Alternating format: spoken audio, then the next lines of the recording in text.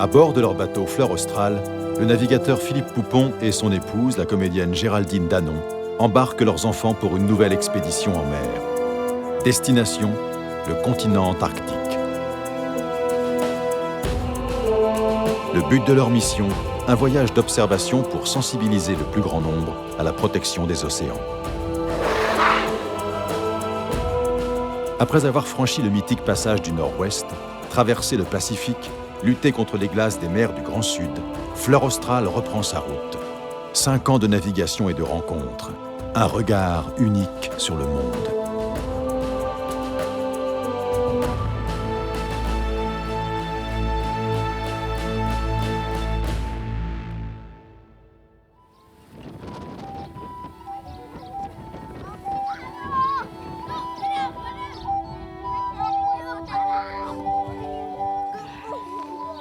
Une bonne manière de fêter l'arrivée à Ushuaia.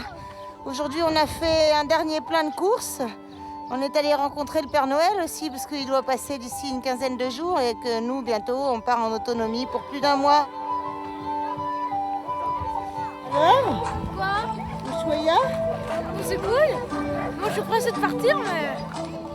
On va aller en Antarctique, mais je veux pas aller en Antarctique, on va aller au Chili. Pourquoi tu vas aller au Chili?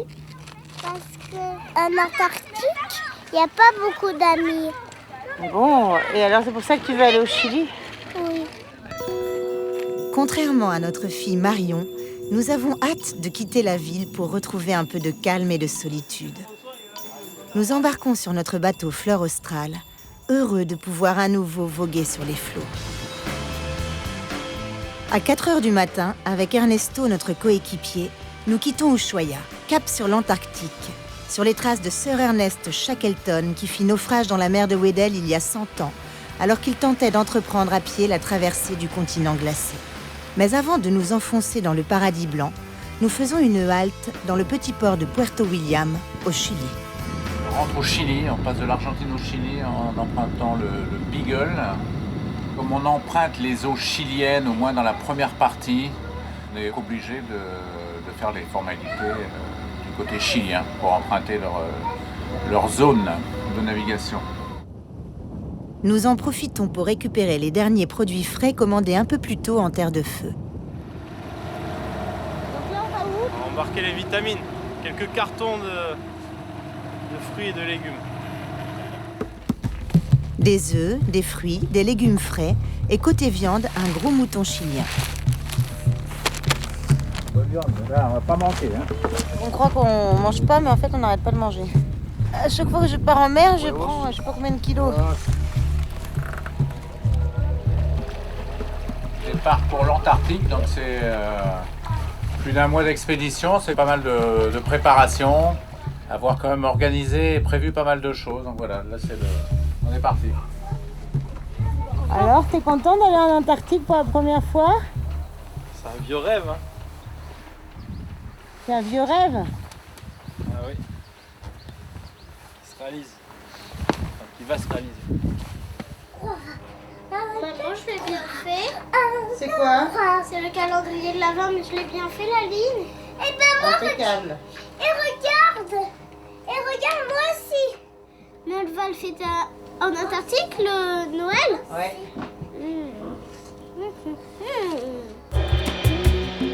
Nous larguons les amarres en espérant que le Père Noël nous retrouve là-bas, au bout du monde, aux antipodes de chez lui.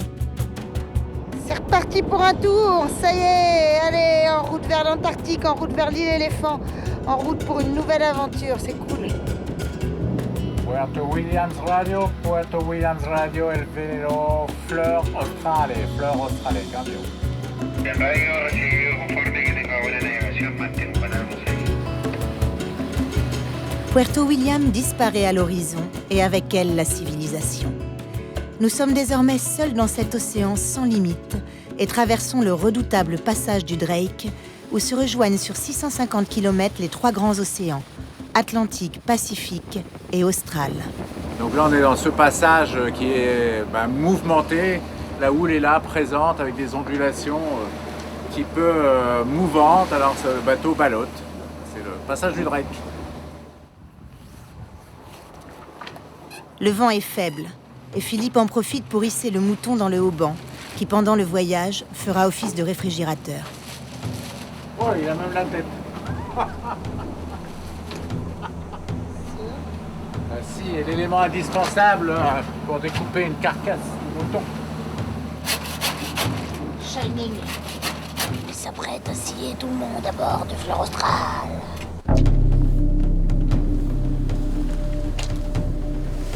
Voilà, le mouton est prêt pour traverser le Drake. Bonjour mon petit. T'as quoi mon amour? J'ai mal au ventre. Mon pauvre amour. T'as bien dormi quand même? Reste couché un petit peu, c'est normal que tu aies mal au ventre.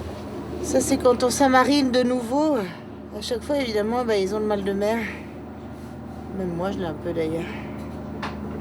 Mais ça passe au fil des jours. Et toi Laura, ça va? Tiens, moussaillon. Ça va Lou? Ouais, Pas trop le mal de mer? un peu, mais ça va mieux là. Là, ça y est, là. On retrouve la bande-son des 40e et 50e. Ça rugit. Ça commence à bastonner, ça y est. Et puis surtout, tout est trempé, ça y est, il y a un petit crachant désagréable, tout est mouillé.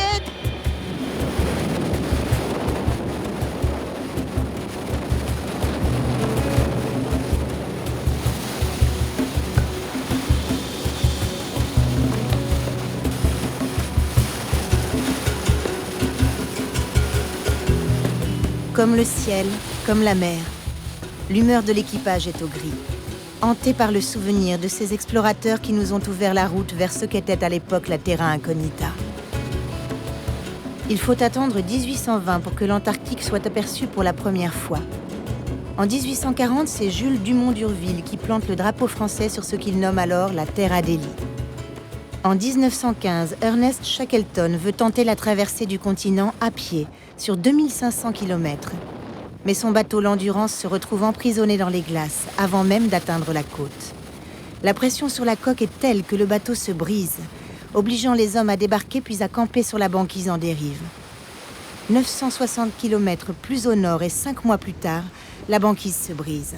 Shackleton et ses hommes mettent les canots à l'eau sur une mer glaciale et agitée.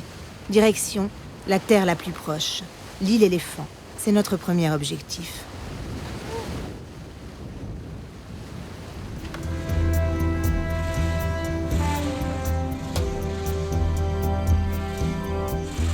La mer est vide, pas encore d'iceberg. Les oiseaux du grand large, les pétrels, les albatros sont nos seuls compagnons. Les enfants sont enfin marinés et la vie à bord de Fleur Austral s'organise doucement.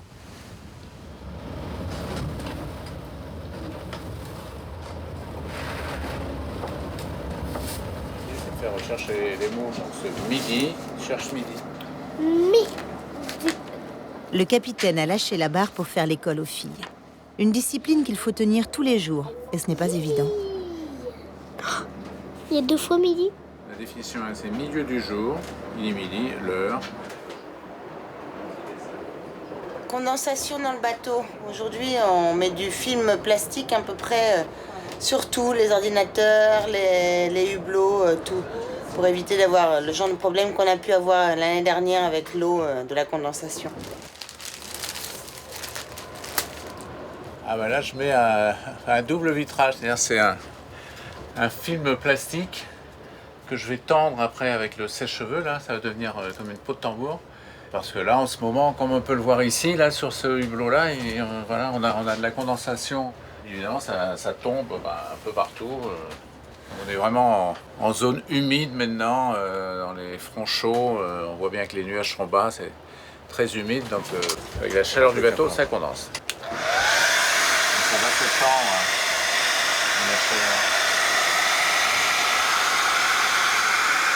Regarde. Là, ça se tend. Là, on a une vraie peau de tambour, c'est bien lisse.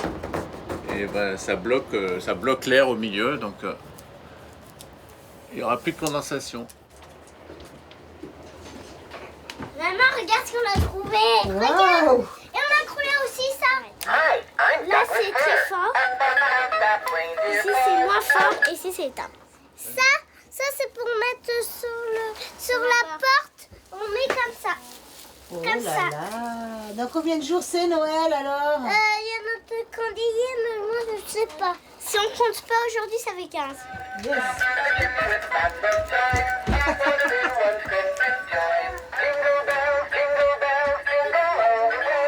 C'est super.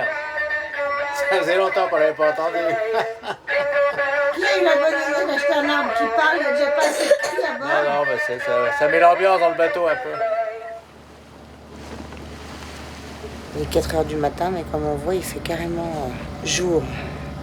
Là, ça y est, on est rentré dans les jours sans nuit. Enfin, il y a de moins en moins de nuit. On devrait croiser nos premiers icebergs bientôt. Donc ça demande des veilles actives. Il faut être debout pour regarder et veiller.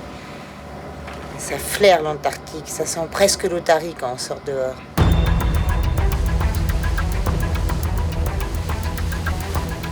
Nous avons passé les 60 degrés de latitude sud, la limite des eaux antarctiques.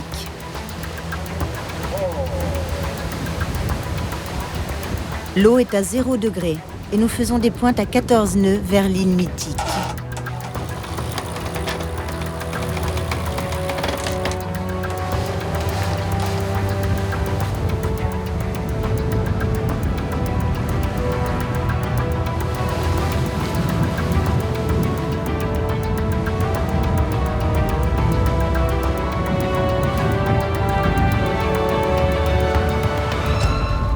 Je l'offre.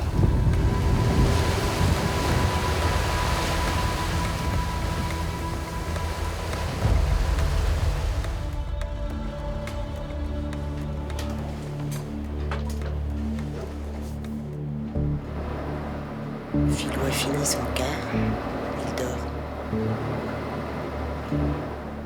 Philou, il est l'heure. On va bientôt arriver sur l'île éléphant.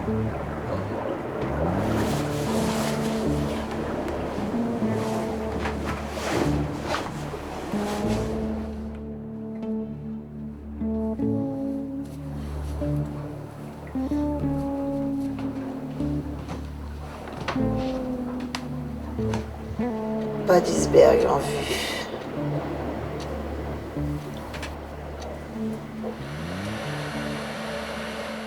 Petit café? Petit café, oui, c'est le rituel du matin. Surtout là, il est 3h du mat et on arrive sur l'île Éléphant. Et c'est une des îles mythiques de l'Antarctique. On peut se réveiller tranquillement.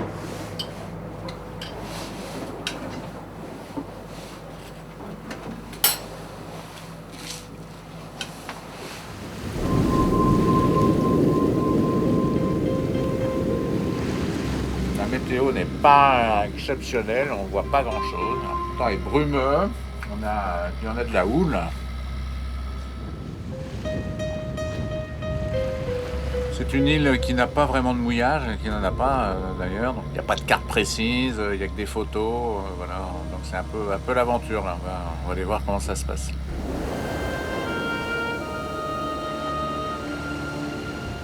Aussi sauvage qu'hostile, l'île éléphant se dessine dans la brume.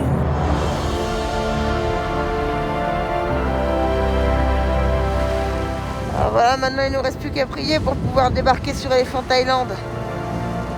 Quand même une grosse houle et beaucoup de brume. Alors 73 mètres. Beaucoup de brisants et de...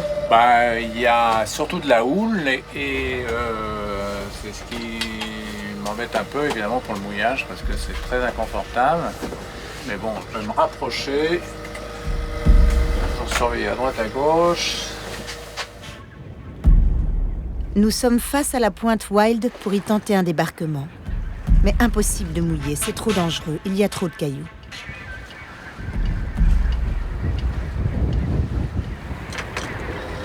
Je peux pas mouiller là, ça me paraît compromis. Au mieux vaut rester en stand-by au mouillage et quelqu'un te débarque.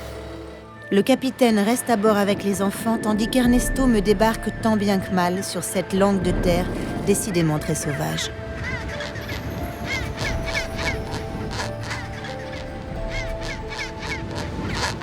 T'inquiète pas, je suis pas là pour t'embêter. Débarquement à l'arrache sur l'île éléphant. Pas facile. Tout le monde est resté à bord. Ernesto a réussi à me débarquer. Ça a été épique. Et je suis là, c'est cool. Je suis contente. C'est avec une certaine émotion que je pose le pied sur cette Elephant Island. Je pense à Shackleton, à sa longue dérive de 197 jours après avoir vu son bateau se faire broyer, avoir assisté à son agonie en mer de Weddell. Et ils arrivent ici, c'est 28 hommes. Et là, il en laisse 22 qui s'abritent sous les canots pendant 105 jours. Et il part avec 5 de ses hommes pour trouver du secours. Et donc 105 jours après, il arrive et il récupère tout son équipage sur cette même île, Elephant Island, sain et sauf. À toi, Ernest Shackleton.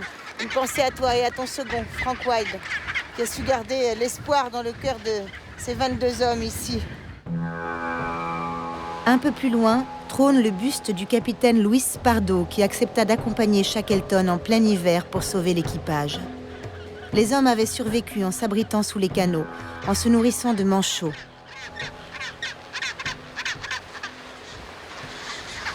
On dirait que voilà du renfort. La houle s'est calmée.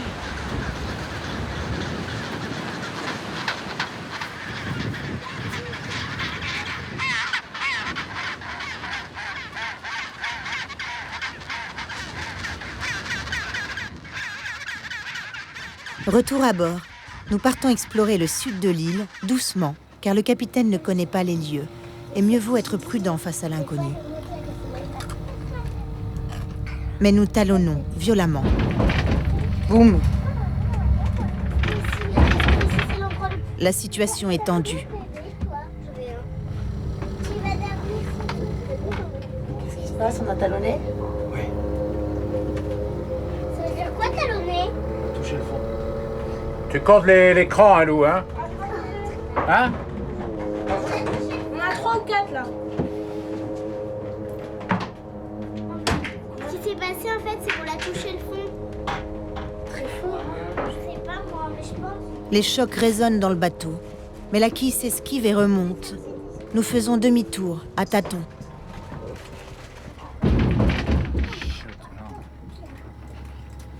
Moi j'ai ça, regarde. Le danger est partout, mais de justesse, nous passons. Plus de peur que de mal. Nous mouillons baie de l'Endurance face au glacier du même nom.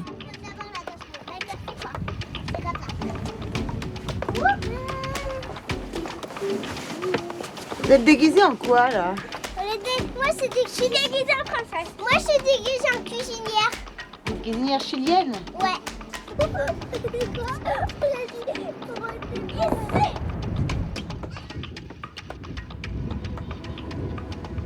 Cette pause fait du bien à tout le monde. Le capitaine est heureux de fouler le sol de cette île tant convoitée.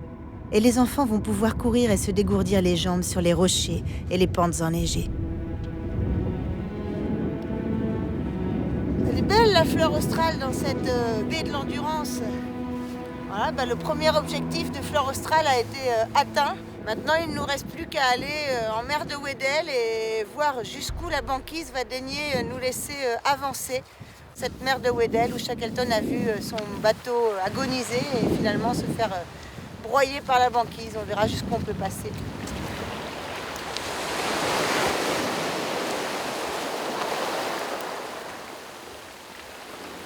C'est un quoi ça, Lou? C'est un papou. Un quoi? Un papou. Et lui, donc c'est un papou et tu le reconnais à quoi? À son bec rouge.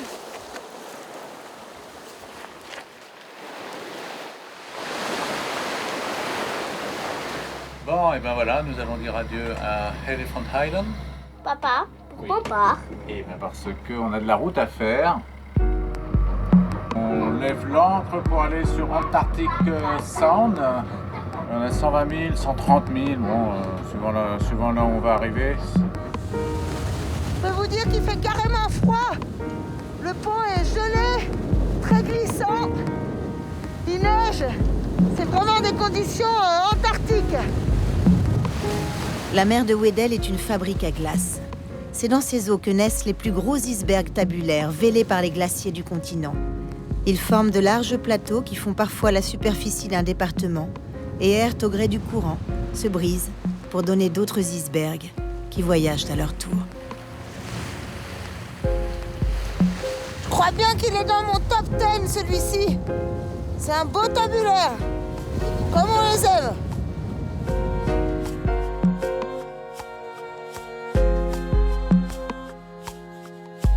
Allez, vas-y, répète-moi, moi. Ce matin, oui, c'est pas un S, c'est un C.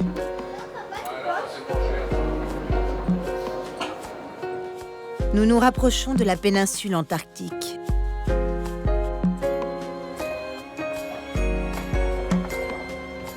est sur l'île d'Urville. Oh là, il y a un paquet d'icebergs. À chaque mouillage, la tension est palpable en cabine. Le capitaine slalom entre les hauts fonds, les icebergs de plus en plus nombreux et les rochers à fleur d'eau, invisibles.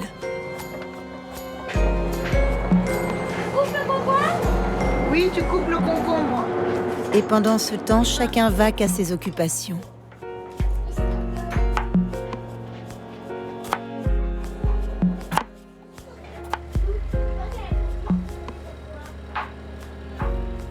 Après une pause sur l'île d'Urville, nous rejoignons sa voisine, un peu plus accueillante.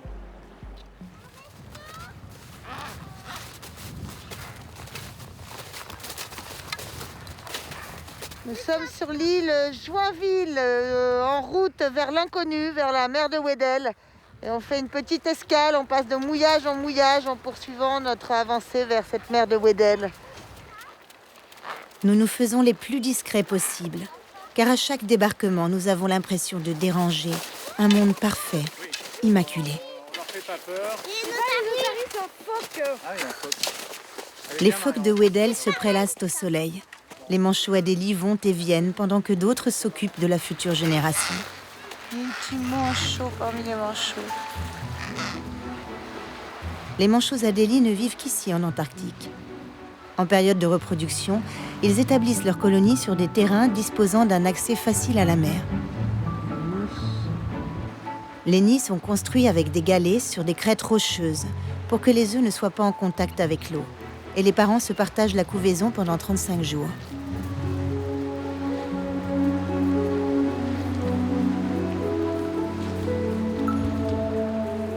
Nous avons l'impression que le temps s'est arrêté.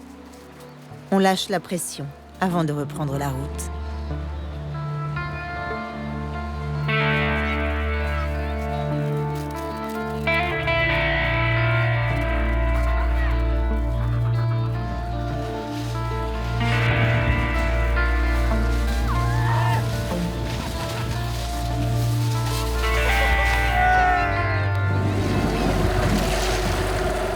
C'est bien, Marion? Bel endroit sauvage, superbe. Avant de pénétrer dans les glaces de la mer de Weddell, le capitaine fait le tour du bateau pour inspecter la coque une dernière fois.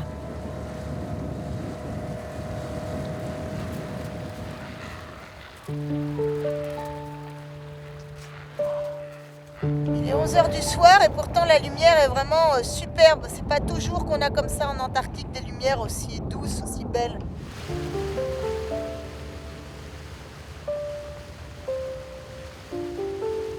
Nous nous enfonçons dans l'inconnu, le paradis blanc à perte de vue.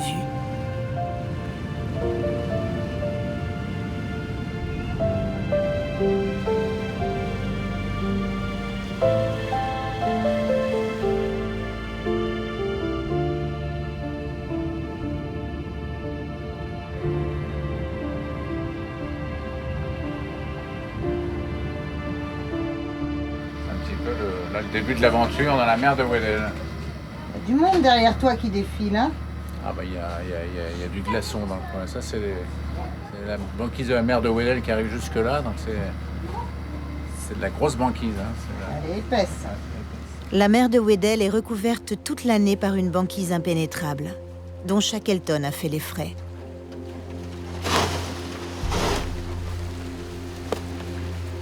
Je grimpe au nid de pie pour guider le capitaine dans ce désert parsemé de fissures.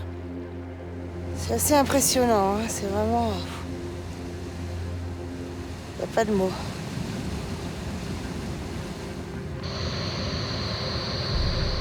Voilà, c'est grâce à ça que je communique avec le capitaine en bas et que je le guide dans les glaces. De nous, là, pour l'instant. Donc encore 2 bonnes heures, 2 heures et demie, 3 heures. Bien reçu.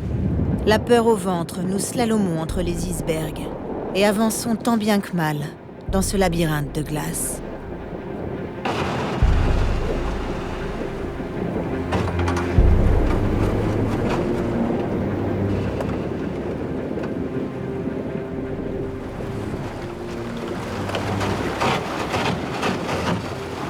Ouais, première victoire contre la glace en direction de l'île Polée, ouais. La tension est à son comble. Nous sommes aux portes de l'enfer.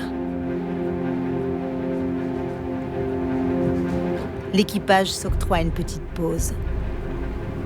Et c'est la récréation des enfants. Mon fils Lou en profite pour faire une photo sur la banquise avec son drapeau du PSG.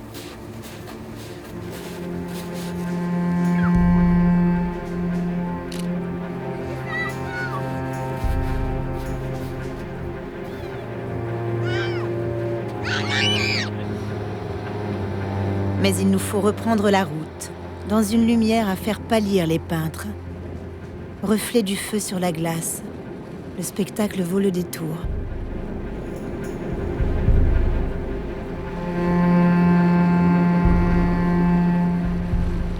Devant nous, une banquise vierge, intouchée. Seuls quelques manchots s'agitent dans ce paysage grandiose et irréel, où le soleil a rendez-vous avec la lune.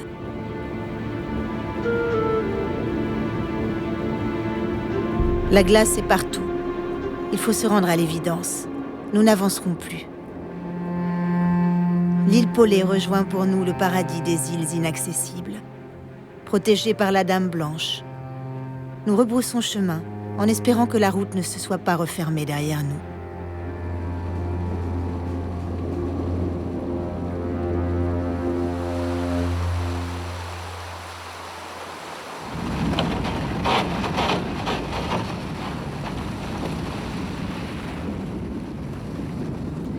Nous sommes passés à temps. La mer de Weddell nous ayant refusé ces îles, nous mettons cap au sud, le long de la péninsule, vers notre Graal, la fleur australe, la seule qui pousse à ces latitudes. Ici, tout devient électrique. Les animaux et la banquise règnent en maîtres sur le silence, que seul notre passage vient briser.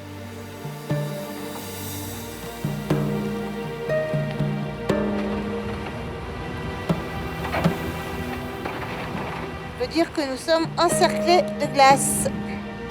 D'une beauté, d'une spiritualité, c'est très très très fort comme endroit. Mais l'équipage est fatigué. Nous naviguons sans relâche depuis Ushuaia et rêvons tous de dormir plus de 3 heures.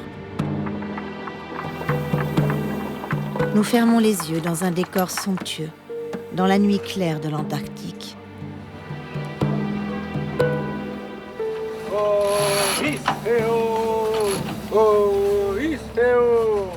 Chanter le matin, ça donne de l'entrain. Repos salutaire pour le capitaine. C'est pour ça qu'il y a beaucoup de chansons à hisser. Allez, oh, hisse.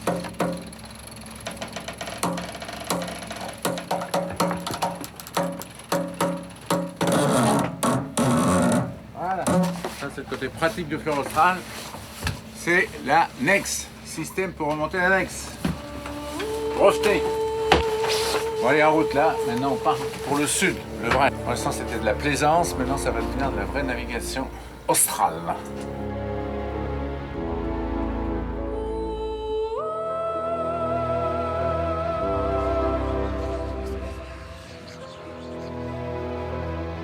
Nous allons bientôt rentrer dans le Lemaire Channel. Le Lemaire Channel, on l'appelle la Kodak Valley parce que c'est la vallée la plus photographiée de l'Antarctique.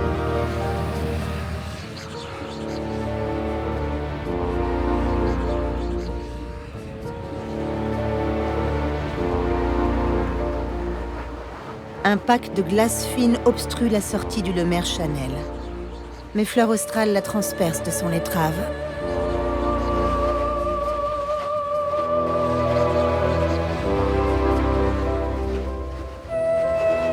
La délicate banquise s'ouvre devant nous. Mais pour combien de temps ?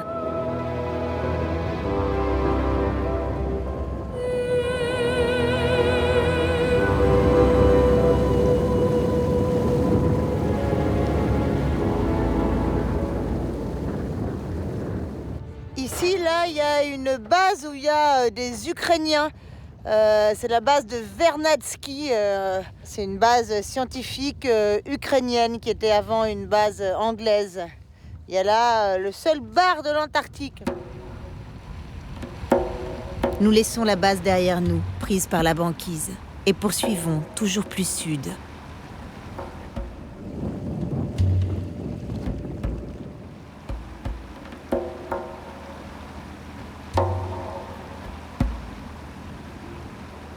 La mer est gelée, elle n'est pas épaisse, mais on ne peut pas passer et il y a beaucoup de glace.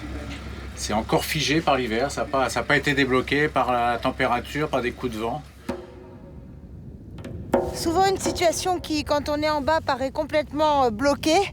Quand on monte au nid de pie, ça s'ouvre et on voit la faille qui nous permettra de sortir du pack. Mais alors là,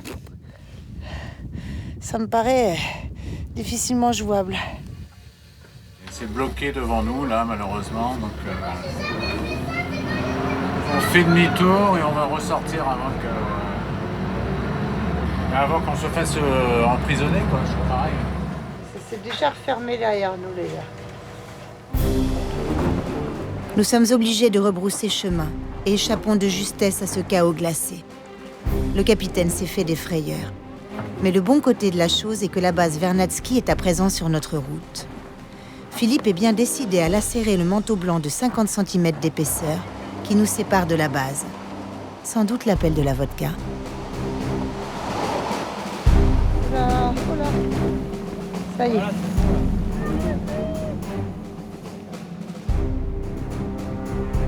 On a réussi! On a rejoint l'eau libre et on relâche devant la base Vernadsky. De par son traité, l'Antarctique acquiert un statut particulier dès 1959. Il n'appartient à personne. Les activités militaires y sont interdites, tout comme l'exploitation des ressources minérales. Et la priorité est donnée aux activités de recherche scientifique.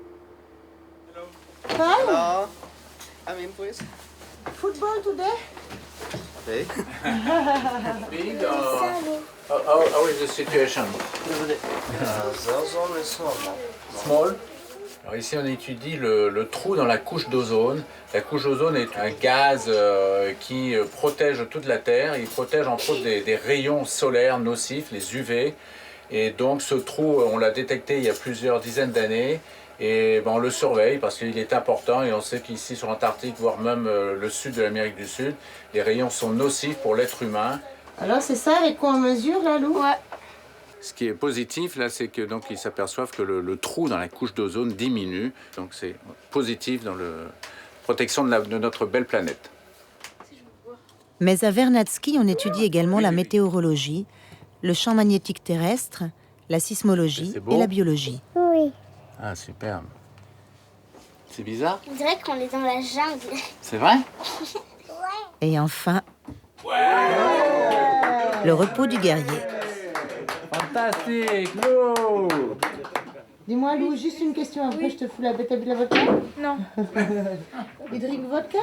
Yes, I'm smoking.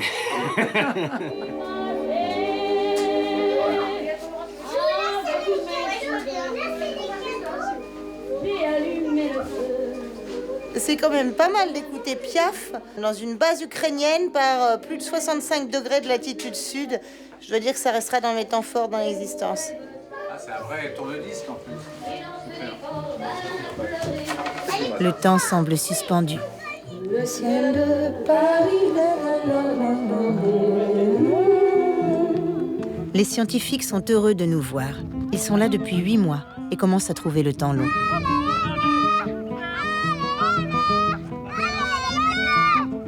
Pour se détendre, nous organisons une partie de football sur la banquise. L'Ukraine n'a qu'à bien se tenir.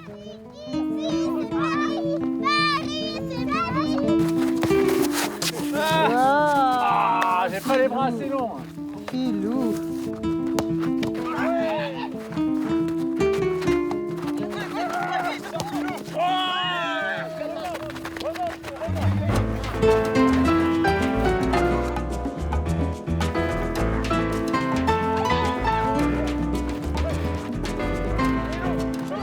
Je remarque que nos hôtes ont le sens de l'hospitalité et du savoir-vivre.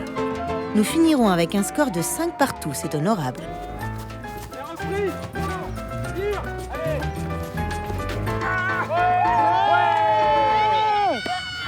Oh là là, je pense qu'on va gagner. La banquise est fermée près des côtes. Nous nous éloignons donc de la péninsule. Nous mettons le cap vers les Pit Islands. La baie Marguerite et peut-être la fleur australe ne sont plus qu'à 180 000, si nous y arrivons.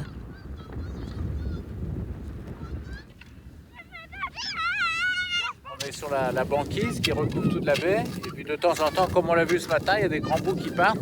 Et là, on voit qu'il y a une fissure, on la voit bouger un petit peu.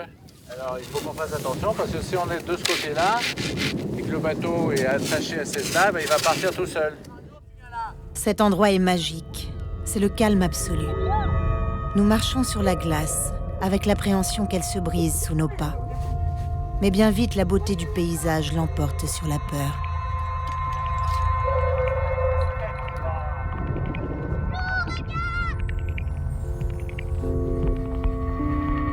La fleur est accrochée à la banquise pendant que je traverse à pied un désert glacé.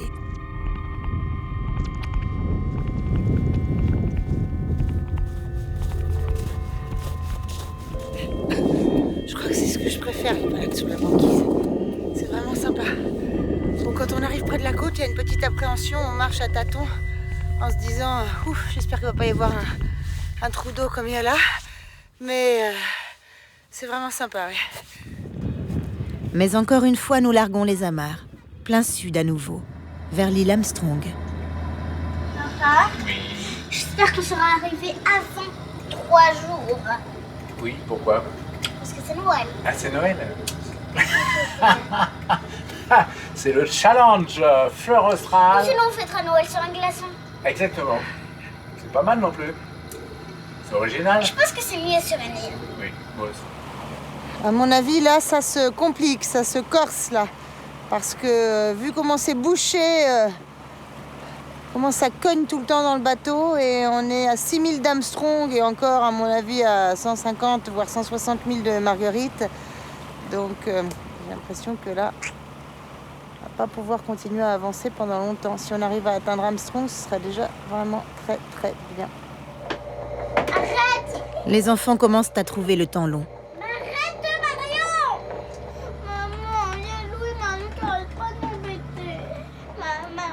Arrêtez de vous chamailler. C'est tendu dans le bateau.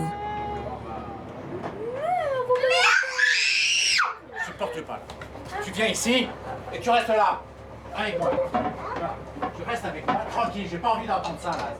Pas facile, il faut gérer les bouchons de glace, l'avancée dans la glace, la cuisine, les enfants qui sont insupportables, surexcités. Je sais pas s'ils ressentent la tension des adultes ou quoi, mais du coup, chez eux, ça se traduit par une surexcitation et ils chamaillent sans arrêt, c'est insupportable. Nous voilà, on approche de Armstrong.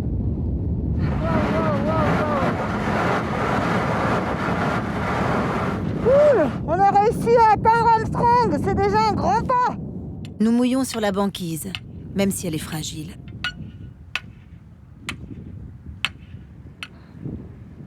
Mais au petit matin, au réveil, une très mauvaise surprise nous attend.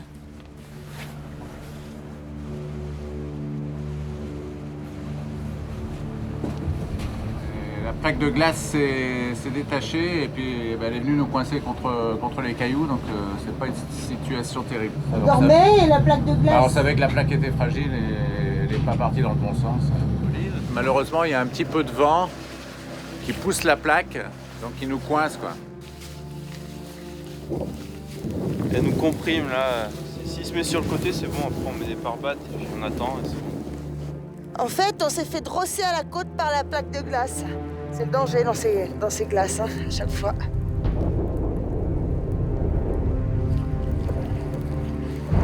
Là, on n'est pas au mieux, là. L'heure est grave. Si le vent souffle encore, la plaque de glace risque de nous écraser contre la roche. Demain, c'est Noël. Ce serait dommage d'être coincé là. Le capitaine tente une sortie. Nous ne pouvons pas rester comme ça.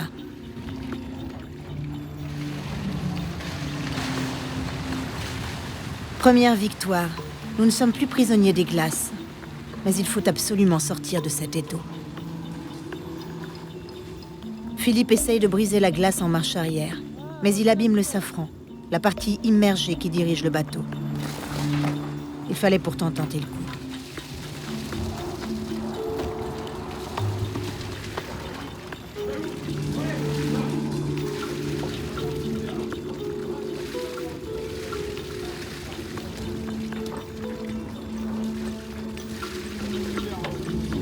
Le safran est bel et bien abîmé dans sa partie basse.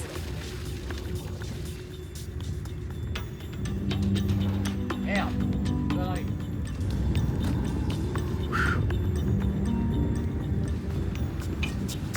Merde.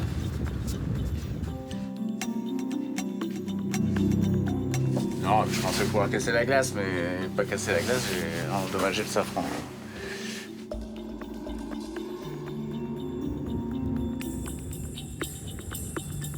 C'est une situation peu confortable et bien dangereuse. Hein. D'un côté la côte, de l'autre la glace. C'est vraiment gros danger. Il faut espérer maintenant que le vent, au lieu de pousser la banquise et de se faire compresser, eh bien qu'il la dégage. Il faut espérer que le vent joue en notre faveur. 4 mètres. C'est ce passage-là qui est pas bon. À 80. Nous sondons les fonds pour trouver un passage par l'avant, mais c'est trop juste. Un 20. Cette pointe là qui nous gêne là. Il va falloir casser de la banquise. Ernesto s'y attaque difficilement à la machette. À ce rythme, il nous faudra la journée. Heureusement, le poids du Zodiac nous fera gagner quelques heures.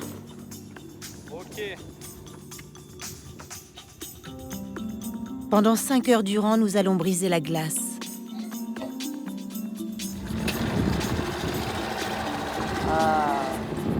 Pas vers la délivrance. Finalement, nous allons pouvoir tenter de nous échapper.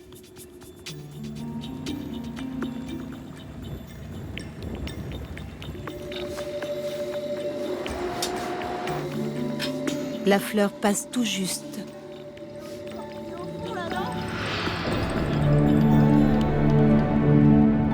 Nous avons retrouvé l'eau libre, mais le sourire est de courte durée. Bon, ça va avoir bien bloqué là, devant. C'est incroyable, c'est de plus en plus refermé, ça devient vraiment flippant là.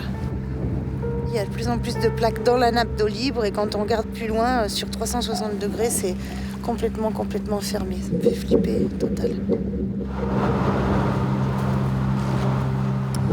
C'est une lutte permanente. On pousse, on avance, on recule, on repousse, jour et nuit. Fleur Australe se bat, vaillante, contre les monstres de glace. Allez, on y croit, on va réussir à s'échapper de là. Allez, là, il faut absolument qu'on arrive à sortir. Jour de Noël, on peut pas resté bloqué dans ce chaos.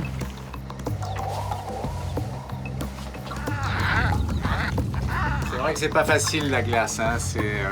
C'est passionnant, excitant, mais c'est angoissant. Angoissant, c'est le mot juste. Cette année, nous allons réveillonner avec les phoques, amarrés à un morceau de glace en dérive. Ils n'ont pas l'air ravis.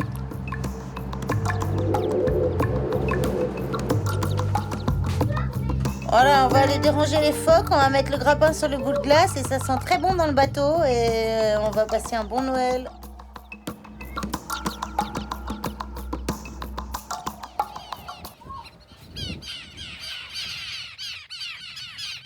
La soirée n'a pas été longue car il a fallu trouver un mouillage un peu plus sûr.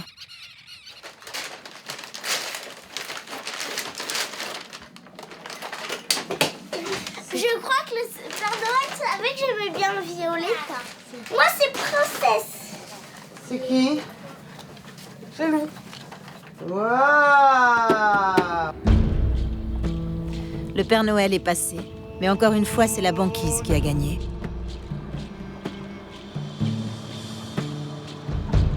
Nous faisons demi-tour et mettons cap au nord. Bon, bah, la baie Marguerite, hein, ça sera pas pour cette fois, ni même notre fleur australe. On a vu comment c'était bloqué et comment on s'est fait des frayeurs alors qu'il restait encore 100 000 pour y arriver. Maintenant, bah, on va voir comment est-ce qu'on arrive à rentrer, si la glace n'a pas trop bougé, si le passage est libre. Et puis après, direction les Shetland du Sud, le Cap Horn et Ushuaia. On voit notre trace qu'on a laissée dans la banquise. Hein. C'est un vrai chenal, mais évidemment qui va se refermer derrière nous. On ne laisse pas de traces en Antarctique. Tout doit être effacé après notre passage. Sur le chemin, 2 baleines à bosse viennent nous saluer.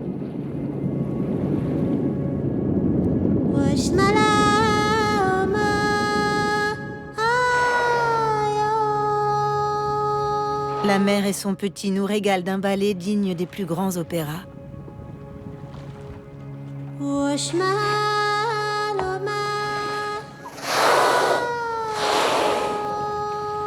Ce spectacle réchauffe nos cœurs et apaise les tensions de ces derniers jours.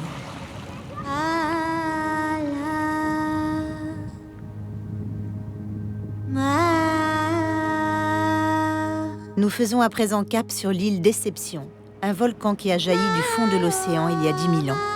C'est la seule île au monde où l'on peut entrer en bateau dans un cratère. C'est ici qu'on dépeçait les baleines, il y en a eu des milliers. Et donc il reste encore quelques installations ici à terre, entre autres des fûts où je crois ils stockaient l'huile de baleine.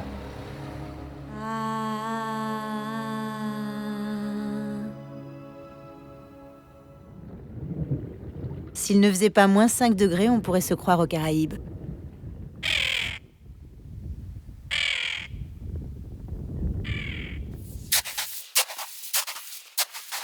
Et ben voilà, fleur australe à Déception, à Telephone Bay. Beau petit mouillage. Des traves plantées dans la cendre du volcan. La noirceur, on a fait la banquise, la blancheur et là c'est la noirceur. Superbe.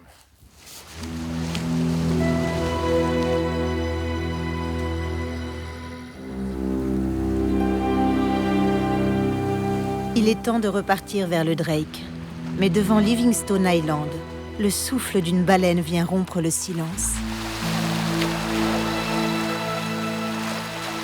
Sa respiration me donne la chair de poule. Mais la force qui s'en dégage m'emplit de bonheur.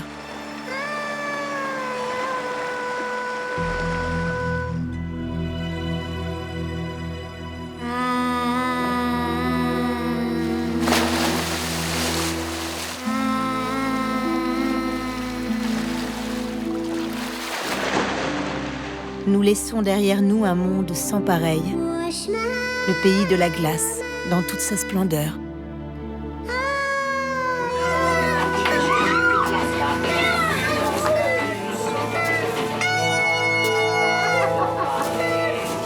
Ouais, c'est l'année 2014 qui commence.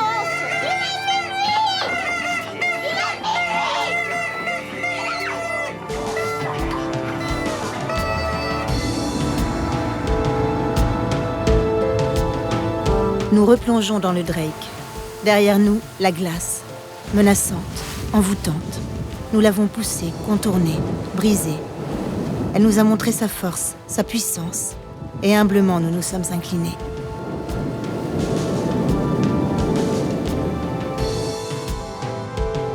Dernière étape pour Fleur Australe, le Cap Horn. Après 3 jours de traversée houleuse, nous apercevons enfin le magnifique et redouté Cap Horn. Le Cap Dur, légendaire Cap Horn, devant nous.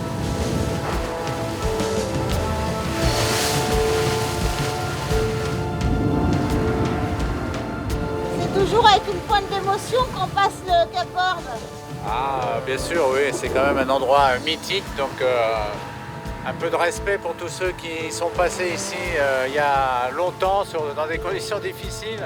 Il y en a beaucoup qui ont laissé leur vie parce que la mer, comme on l'a vu, est dangereuse ici. Donc voilà, du temps des grands voiliers, c'était vraiment un cap redouté et redoutable. Ernesto, c'est la première fois que tu passes le Cap Horn? Oui. Alors? C'est beau. Ému? Oui.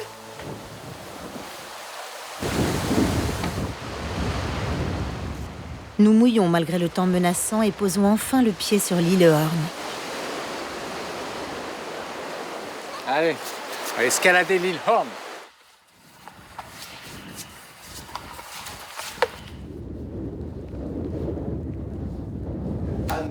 Andrés y mi esposa Paula. Ah, viven los tres ahí? Y Melchor. Melchor.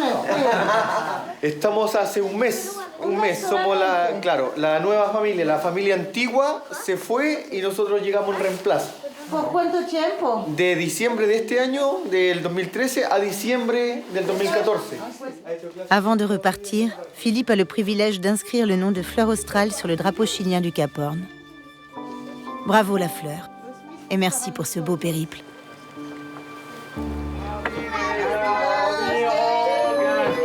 Goodbye, farewell, goodbye, farewell. Pardi les gars, adieu Bordeaux, hurrah au Mexico. Au Cap Horn, il fera pas chaud, ouais. Bon anniversaire! Ouais. À ton premier Cap Horn, à tes 28 ans. Encore une belle aventure qui touche à sa fin avec l'Antarctique plein la tête, plein de glace, mais tellement beau, tellement magique. Et d'ici quelques heures, nous rejoindrons le petit port de Puerto Williams au Chili. Et les dauphins nous accompagnent jusqu'à notre dernière escale.